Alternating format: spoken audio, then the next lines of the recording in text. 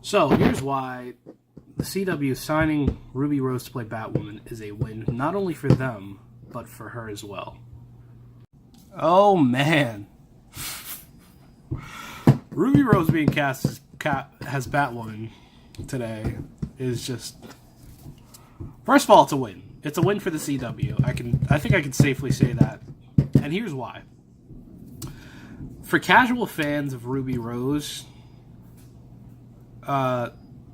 just for like your casual fans, just like casual fans of just like television, like representation, LGBT representation and shit like that.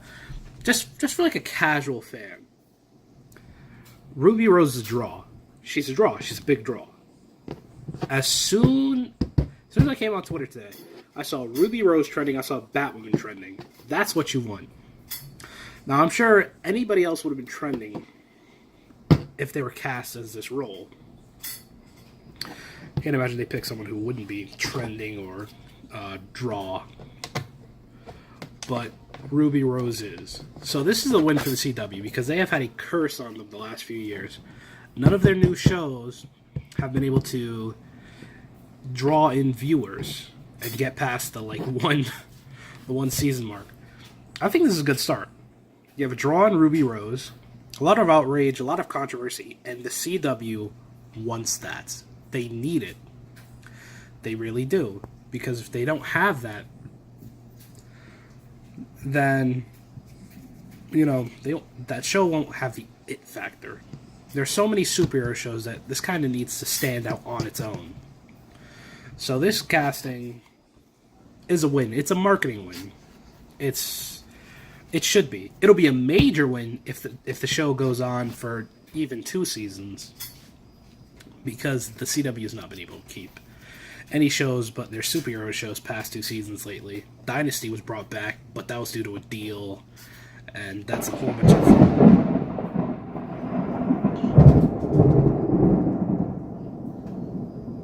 Holy shit. It's storming like fucking Pennsylvania. But yes, this is a win for the CW right now. It's a win for Ruby Rose because she's getting work still. And apparently it was a childhood dream of hers. Now, despite whatever you may think of her, that she's a terrible actress or she isn't the right person for representation, at the end of the day, it's still a win. It's still a win because... Sorry, it's not a win for those who want representation. I'll get into that in a little bit, but it's still a win for the CW and it's still a win for Ruby Rose. Because at the end of the day, this is going to help them keep the lights on and continue their network, which I like the CW. I think it's a good network. It has some good shows. I don't know, they have a 3-season curse where the show's really good for 3 seasons and then falls off.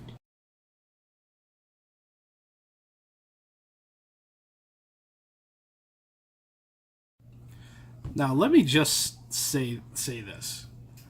The backlash I've seen from the LGBT community, TQ community, in regards to Ruby Rose being cast is, I thought, surprising, because I've seen Ruby Rose in Orange is the New Black, and that's it. And I was like, oh, okay. Like, there was a lot of hype surrounding her, and I didn't know why when I watched that season, but I was like, okay, so, I thought she was alright in that. There wasn't much to a character to begin with. She was there for, that season, that's it. But, yeah, I enjoyed it. So, when I saw the backlash, I was really surprised. Just because I wasn't an insider for Ruby Rose, and sorry, I'm trying to pull up some of the things people have been saying. Yeah, but there has been a ton of backlash. And I don't know.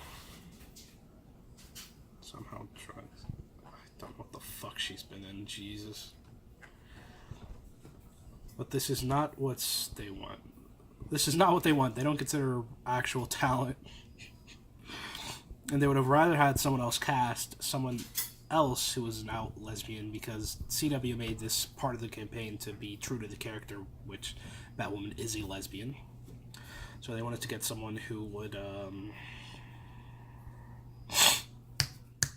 they wanted to get someone who was actually a lesbian to perform this role, which Ruby Rose is.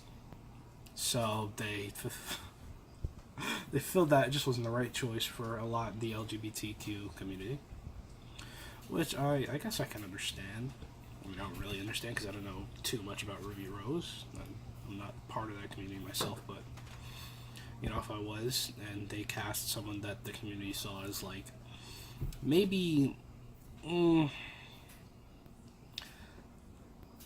how to put this, like someone who's a part of their group, but like a minor part of their group.